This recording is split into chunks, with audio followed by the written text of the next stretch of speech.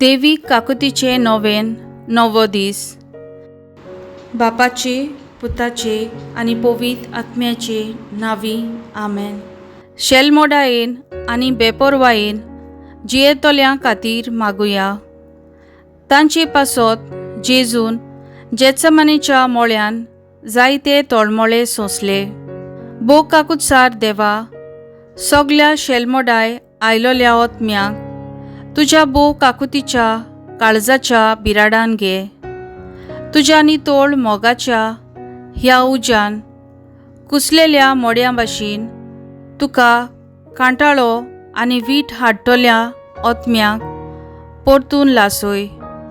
जेजू, तुजी अगणीत काकूत दाखय आनी तुज्या पवित्र मोगाच्या देण्यांनी बोर म्हूण आमी मागतांव.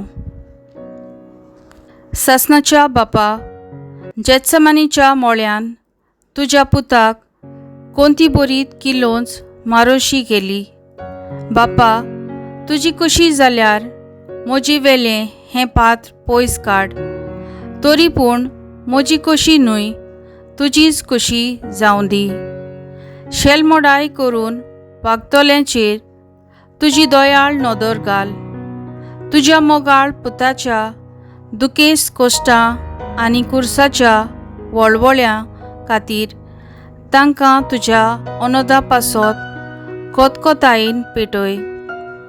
तांच्या काळजांनी कोरो मोग वतय. हे वरवीं ती दयाळ कोरन्यो आदारूं आनी देवाचे काकुतीक अनोद दिवंक पावूं. आमेन. महिमा बापाक आनी पुताक आनी पवित्र आत्म्या, आदी आतां आनी सदां सदांकाल. आमेन.